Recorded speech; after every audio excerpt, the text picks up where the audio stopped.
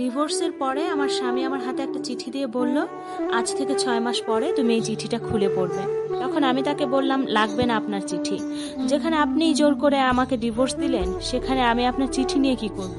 এ কথা বলার পর সে আমাকে বলল, প্লিজ এই চিঠিটা নাও, এটাই আমার শেষ অনুরোধ। আর কিছুই বলবো না তোমাকে।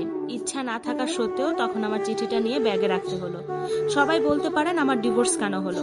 আসলে এই প্রশ্নটা আমারও, কেন সে আমাকে ডিভোর্স দিল এটা আমি নিজেও জানি না।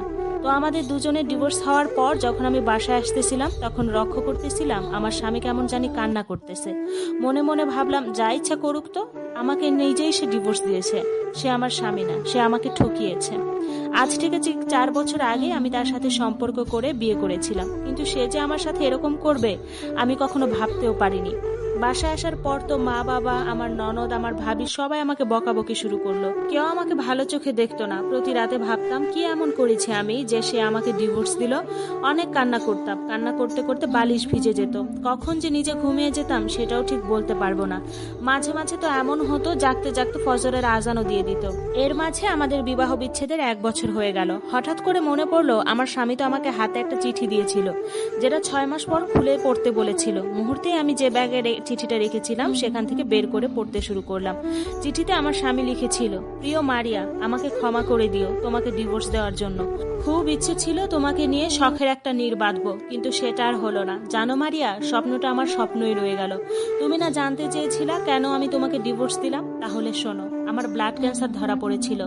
ডাক্তার আমাকে বলেছিল সর্বোচ্চ আর 4 মাস আমি বেঁচে থাকতে পারবো।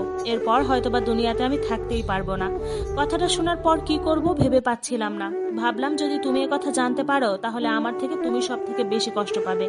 আমি চাইনি তোমাকে কষ্ট দিতে, কারণ এই পৃথিবীতে তুমিই একমাত্র ব্যক্তি যে আমাকে সবচেয়ে বেশি ভালোবাসো। সামান্য একটু অসুস্থ হলে তুমি দিনের পর দিন কান্না করো, একটু জ্বর হলেই তুমি কত রাত না ঘুমিয়ে আমার জন্য পার করেছো। আর যদি আমি আমার এই অসুস্থতার কথা বলি তাহলে তো তোমার জীবনটা অর্ধেক শেষ হয়ে যাবে। আমি চাইনি তোমাকে কষ্ট দিতে, যার কারণে তোমাকে ইচ্ছাকৃতভাবেই ডিভোর্স দিয়েছি, যেন তুমি আমাকে অনেক বেশি ঘৃণা করো, অনেক অনেক।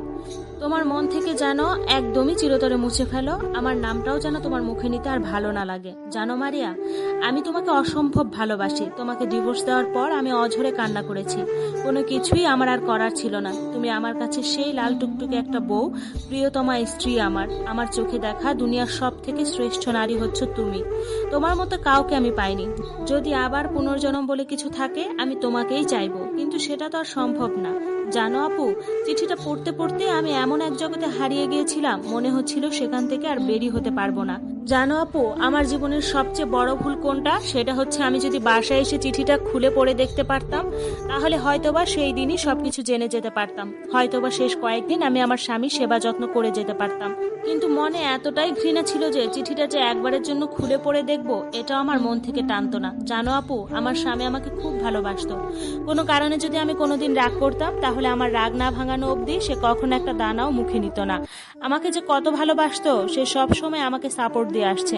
যখন আমরা একসাথে ঘুরতে যেতাম আমাকে পছন্দের জিনিস কিনে দিত, কিন্তু সেই মানুষটাকে আমি একটুও বুঝতে পারলাম না। আজও আপু আমি এখনো বিয়ে করি নাই, আমার কোনো ছেলে মেয়েও নাই। ভাবতেছি পরে জীবনটা কিভাবে কাটাবো। একটা মেয়েকে ডিভোর্সের পর কখনোই কেউ বসিয়ে খাওয়ায় না। আমার ফ্যামিলি থেকে অনেক পাত্র দেখতেছে, মাঝে মাঝে ঘটক আসে, সুন্দর সুন্দর ছবিও নিয়ে আসে। সবাই বলতেছে যে ছেলেটা ভালো, বিয়ে করে নাও। বিদেশ থেকে অনেক ছেলেরা প্রস্তাব নিয়ে আসে, কিন্তু আপু জানো, আমার স্বামীর কথা যখন মনে পড়ে তখন আমার দুনিয়া একদমই এলোমেলো হয়ে যায়, চারপাশ অন্ধকার হয়ে আসে। কিভাবে আমি তার এত স্মৃতি ভুলে থাকবো? আমার স্বামী আমাকে কত ভালোবাসতো, সুন্দর খাইয়ে দিত, কত জায়গায় ঘুরতে নিয়ে যেত। আমি যদি অন্য আরেকজনের কাছে যাই সে কি আমাকে এরকম ভাবে ভালোবাসবে?